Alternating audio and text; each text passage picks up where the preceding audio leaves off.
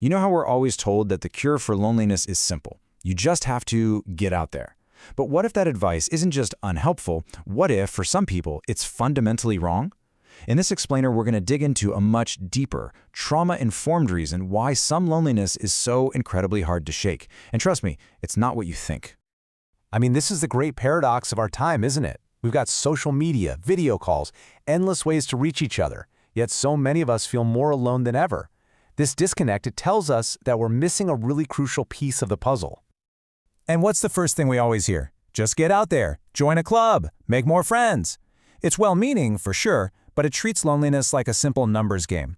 If it were really that easy, wouldn't we have this figured out by now? The very fact that this advice fails so many people is a huge red flag. It tells us we're not looking at the root of the problem. We really need to understand why just throwing more opportunities to connect at people isn't the answer, especially for those who feel the most cut off. So, to really get to the bottom of this, we have to understand something critical. Not all loneliness is created equal. There's a much more severe, much more complex state that we need to talk about. Let's put a name to it. High-risk loneliness.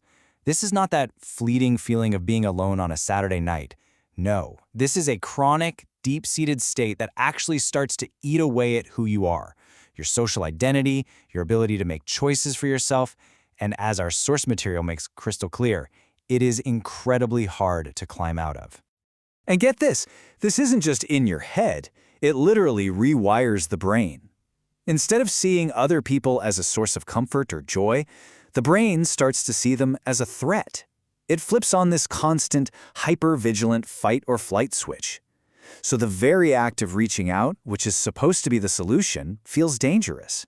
And at its core, it absolutely demolishes the fundamental ability to trust. Okay, a quick but really important distinction here. Loneliness is the feeling inside you, that subjective sense of being alone. Social isolation, on the other hand, is the objective reality, the actual lack of contact with other people. Our source points out that this isolation can be even more damaging, but it often gets pushed to the side in these conversations. So, how does someone end up in this high-risk state? Well, a huge and often completely downplayed cause is complex trauma, especially from what are called adverse childhood experiences, or ACEs. We're talking about things like neglect, abuse. These early life experiences can tragically set the stage for a lifetime of struggling to connect. And this leads us to what might just be the single most important, yet least discussed, piece of this entire puzzle, this invisible wall of trust. The specific concept here is called epistemic trust. Now, this isn't just about believing someone is telling the truth. It's much deeper. It's the core, gut-level ability to trust that other people are genuine, that they can be a reliable source of care. It's the absolute foundation of our social world.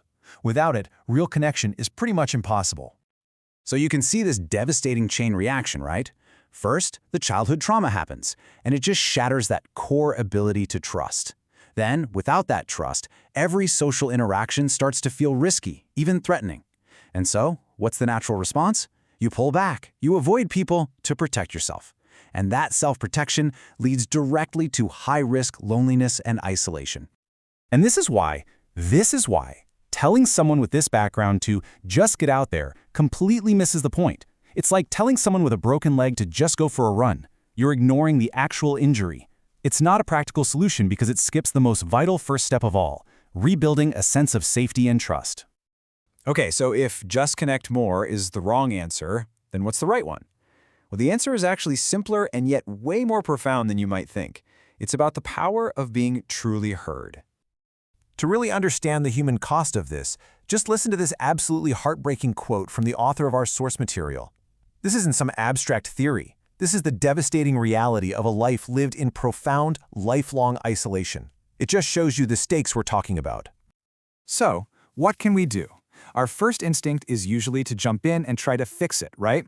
We interrupt, we offer advice, we tell people what they should do. But a trauma-informed approach is totally different. It calls for what's known as attuned listening. This means you're just present.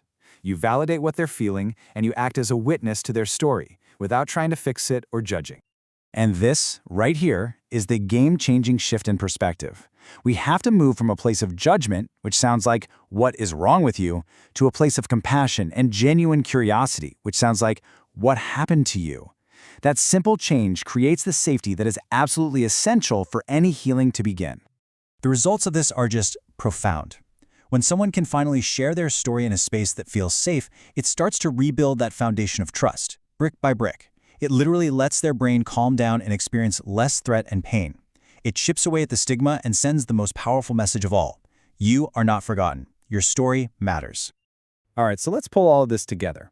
What does this mean for how we think about and address loneliness going forward? It really points to a new, much more compassionate, and frankly, more effective path.